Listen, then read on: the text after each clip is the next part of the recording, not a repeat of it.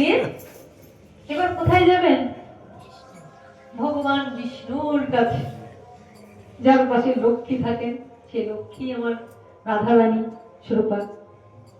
এবার চলো কৃষ্ণের কাছে যাই, বিষ্ণুর কাছে যাই, কারণ তার কাছে গেলে যদি জানতে পারে এবার চারজনে মিলে ওই মর্তের ছেলেটাকে বসিয়ে নিয়ে ছুটছে।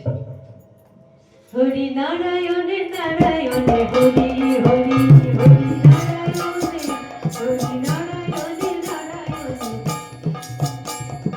তেরি লীলা তেরি তেরি হরি হরি তেরি লীলা তেরি তেরি হরি হরি হরি নারায়ণে হরি নারায়ণে নারায়ণে হরি হরি হরি নারায়ণে নারায়ণে হরি হরি হরি বল হরি বল নারায়ণ নারায়ণ নারায়ণ বলছে কি সবাই একসাথে চমকে গেছেন।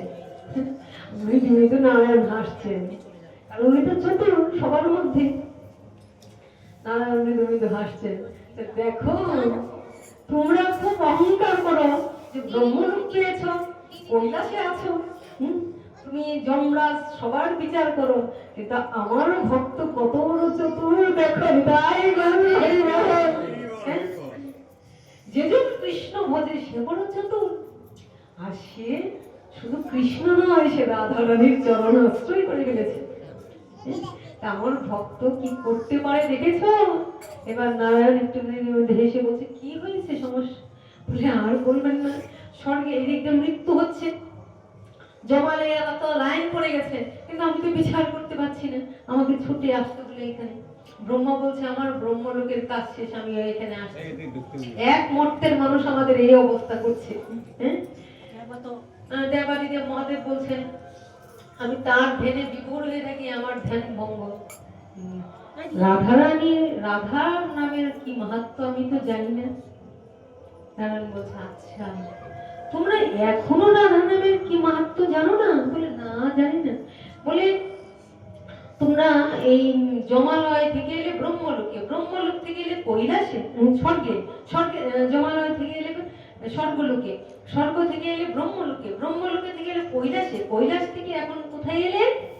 এখন তোমরা এসে গেছো বিষ্ণুলোকে, গোলকে এসে গেছো, গোলকপতি গোলকের কাছে এসে গেছো, তাও তোমরা বলছো যে তোমরা জানো না রাধা নামের কি মাহাত্ম্য? বলছে না।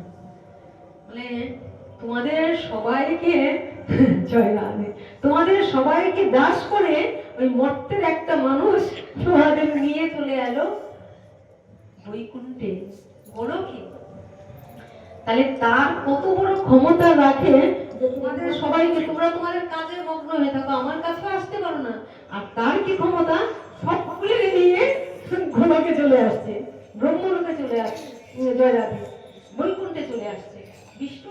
এখন তোমরা বলো তোমরা কি আমার কাছে আসতে পারো? তোমরা তো কর্মে সর্বক্ষণ মগ্ন হয়ে থাকো, আর তোমাদের সবার কাজ ছুটিয়ে সবাইকে নিয়ে বৈকুণ্ঠে গোলকে চলে আসছে। তাহলে রাধা নামের কি মাহাত্ম্য বুঝো? কত ক্ষমতা, সবাইকে নিয়ে গোলকে চলে আসছে। শুধু কি তাই? তাহলে এবার তোমরা আমার যুগল রূপ দর্শন করো। হ্যাঁ, রাধা নামের কি মাহাত্ম্য এখনো বুঝতে পারছো না? কোথা থেকে কোথায়, কোথা থেকে কোথায় কোথায় নিয়ে আসছে? শুধু আমার একমাত্র ভক্তই পারে সেটা, ভক্ত ছাড়া কেউ পারে না। হ্যাঁ, তাহলে রাধা নামের কি মাহাত্ম্য এবার ছেলে তো উত্তর পেয়ে গেছে।